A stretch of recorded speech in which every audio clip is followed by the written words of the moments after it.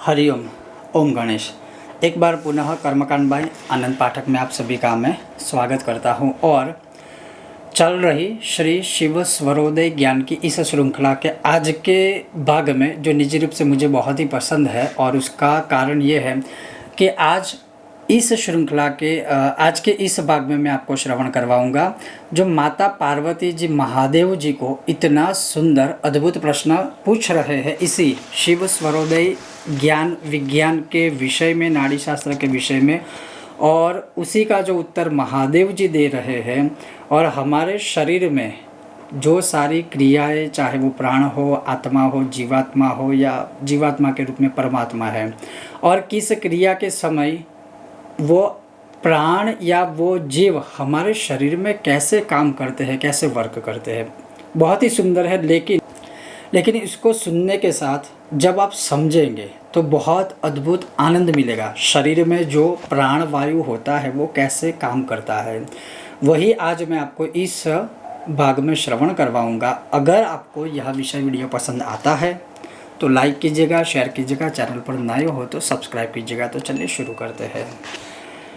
तो माता पार्वती जी पूछ रही है श्री देव्युवाच कि कथम प्राणस्थितो वायुर्देहः किं प्राणरूपकः तत्वेषु संचरे प्राणो ज्ञायते योगिभिः कथम। अर्थात पार्वती मैया पूछ रही है कि प्राण के स्वरूप में जो वायु है, अर्थात हमारे शरीर में जो जीव है, प्राण है, जो आत्मा है, उसमें वायु किस प्रकार से बहता है या किस प्रकार से स्थित है, और क्या वो देहधारी है, अर्थात जो वायु है, जो नाड़ी है, जो वायु के स्वरूप में, क्या वो कोई आकार है उसका, क्या इसका कोई स्वरूप है, क्या उसका कोई शरीर है, और अगर है तो उसको कैसे माना जाए, या फिर जो विद्वान जन है, योगी लोग हैं, उसको कैसे मानते हैं। तब महादेव जी कहते हैं कि यह जो शरीर रूपी नगरी है, इसका जो निरूपण किया है वो बहुत ही अद्भुत है। मतलब एक आत्मानुभूति जो कहते हैं कि आनंददायक है, वो चीज़ है। महादेव जी क्या कहते हैं कि ये जो शरीर रूपी हमारी पूरी नगरी है, उस नगरी में जो चौकीदार है, जो सबसे महत्वपूर्ण भूमिका निभाता है, वो क्या है, वो वायु है। भगवान कहते हैं कि प्रवेशे दशभिः प्रोक्ता निर्गमे द्वादशांगुलः काया नगर मध्यस्थो मारुतो रक्षपालकः। मारुत अर्थात वायु। जो प्राण प्रवेश समय के अंदर 10 उंगल का होता है और निकलते वक्त 12 उंगल का होता है। मतलब जब हम वायु के स्वरूप में प्राण लेते हैं या प्राण के स्वरूप में वायु जब हम ग्रहण करते हैं, अर्थात जब हम सांस लेते हैं, संक्षिप्त सरल भाषा में, तब वह 10 उंगल का होता है। लेकिन जब हम उसको बाहर निकालते हैं तब वह 12 उंगल का होता है।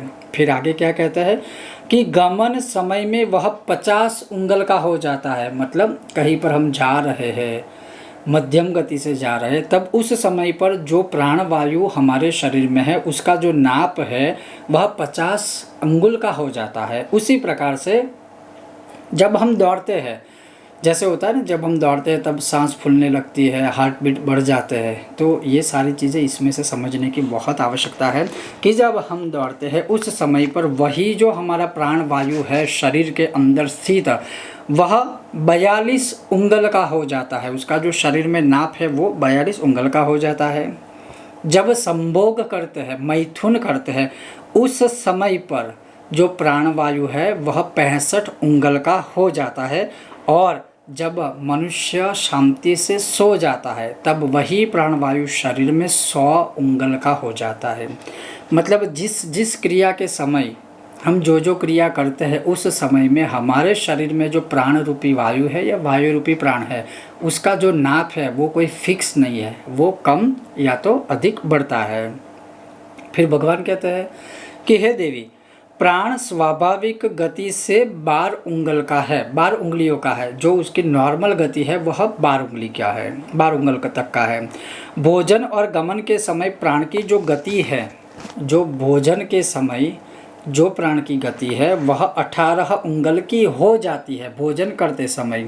उसी प्रकार से भगवान आगे कहते हैं कि हो सकता है कि प्राण की जो गति 1 उंगल अगर कम है तो योगी लोग ही उसको कम कर सकते हैं, सामान्य मनुष्य कभी नहीं कर सकते हैं। कहने का तात्पर्य ये है कि अगर भोजन के समय में, जैसे भगवान का कथन है, शास्त्रों ने भी माना है और अभी तो विज्ञान ने भी ये चीज़ मान ली है कि अगर भोजन के समय प्राण की गति 18 उंगल की हो जाती है तो उसको कम कैसे करना है, या फिर मध्यम स्वरूप से स्वाभाविक गति जो 12 उंगल की भगवान ने बताई है, अब उसको 11 कैसे कर सकते हैं, जो 18 है उसको 17 कैसे कर सकते हैं, 16 कैसे कर सकते हैं, 15 कैसे कर सकते हैं, वो सिर्फ एक योगी ही कर सकता है। और योगी का मतलब है जो नित्य योग करते हैं, जो नित्य प्राणायाम करते हैं, जो नित्य ये सारे आध्यात्मिक अभ्यास करते हैं, यहाँ वह योगियों की बात है।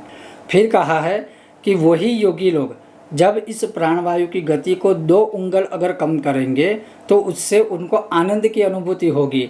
3 उंगल कम करेंगे तो उनको कवित्व पद प्राप्त होता है। देखिए ये भी बहुत ही समझने लायक बात है। जब वही योगी उस प्राण की गति को 4 उंगल तक कम कर ले जाएंगे तो उनको वाक सिद्धि प्राप्त होती है, वाणी की सिद्धि प्राप्त होगी। 5 अंगुल तक वह कम कर लेंगे तो उनको दूरदृष्टि प्राप्त होगी, दूरदर्शन प्राप्त होगा। 6 उंगली तक अगर वह प्राणवायु कम कर लेते हैं तो उनको आकाश गमन की अर्थात हवा में उड़ने की शक्ति प्राप्त होगी। 7 उंगल तक अगर वह प्राणवायु कम कर लेते हैं, मतलब ये नाड़ी शास्त्र के अनुसार, तो वह प्रचंड वेगी बन जाएंगे, मतलब प्रचंड गति से कहीं पर भी आना, कहीं पर भी जाना, हनुमान जी की तरह वह चिरंजीवी के समान उनको शक्तियाँ प्राप्त होगी। फिर कहते हैं कि जो 8 उंगल तक अपने इस प्राणवायु को कम कर सकते हैं उनको अणिम आदि जो अष्ट सिद्धियाँ है वह प्राप्त होगी। 9 उंगल तक अगर कोई प्राणवायु कम कर देता है उसी प्रकार से तो उनको नवनिधियों की प्राप्ति होगी। उसी प्रकार से 11 उंगल तक अगर कोई इसको कम कर सकता है तो उनको तो सर्वस्व प्राप्त हो जाता है, ऐसा भगवान का कथन है। फिर आगे कहते हैं कि 12 उंगल तक प्राण की गति को अगर कोई कम करता है योगी जन तो उनको हंस गति प्राप्त होती है और वह गंगा जल के समान अमृत रस का पान भी कर सकता है। जो शिखा से लेकर पैरों के नाखून तक अगर प्राण को पचा सकते हैं, कम कर सकते हैं, रोक सकते हैं अधिक समय तक, तो वह भक्ष भोज्य से निवृत्त हो जाते हैं, मतलब उनको कोई आहार की भी आवश्यकता नहीं रहती। वो कई वर्षों तक, कई महीनों तक बिना आहार किए सिर्फ प्राण वायु को आहार मान के वायु के ऊपर भी वह रह सकते हैं। फिर इसमें भगवान आगे कहते हैं कि ये जो ज्ञान मैंने आपको बताया, फिर भगवान महादेव जी कहते हैं कि ये जो इस विषय का मैंने आपको उमा जी ज्ञान आपको श्रवण करवाया, वह एक ऐसा ज्ञान है जो किसी भी साधारण मनुष्य को अपने गुरु या किसी योगी के मार्गदर्शन से ही समझ के उसमें आगे बढ़ना चाहिए। अभ्यासी होना है लेकिन किसी के मार्गदर्शन में या अपने गुरु के ज्ञान से ही, क्योंकि यहाँ पर शब्द का प्रयोजन महादेव जी ने किया है कि अगर इस प्रकार की सिद्धि या सफलता प्राप्त करनी है तो इस प्राण विधि को जो मैंने कहा है वह गुरु के बोध से ही ज्ञान प्राप्त होता है, क्योंकि ऐसा जो ज्ञान है वह विद्या के करोड़ों के ग्रंथों से भी प्राप्त नहीं हो सकता। जो ज्ञान इस विषय की बात है वो आपको गुरु से प्राप्त होगा। तो अवश्य अगर इस प्रकार की सिद्धि या इस प्रकार का ज्ञान प्राप्त करना है तो आपको अपने गुरु का मार्गदर्शन होना ही चाहिए।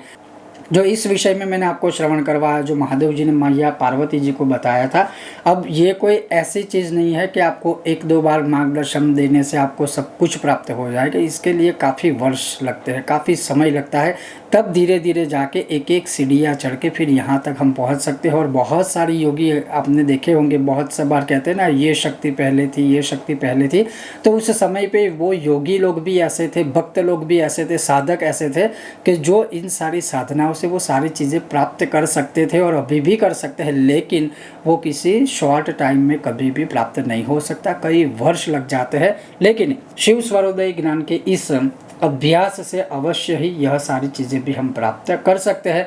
वही आज मैंने इस वीडियो में आपको श्रवण करवाया। अभी बहुत कुछ बाकी है, जैसे जैसे समझ आएगा मैं एक एक श्रृंखला का यह भाग अपलोड करता जाऊंगा। अगर आपको यह विषय वीडियो पसंद आता है तो लाइक करें, शेयर करें, चैनल पर नए हो तो सब्सक्राइब करके घंटी का चिन्ह दबाइएगा। बहुत जल्द मिलते हैं नए विषय और वीडियो के साथ, तब तक आप देखते रहिए कर्मकांड बाय आनंद पाठक मेरे साथ। ओम गणेश, हर हर महादेव, जय सिया राम, जय हनुमान।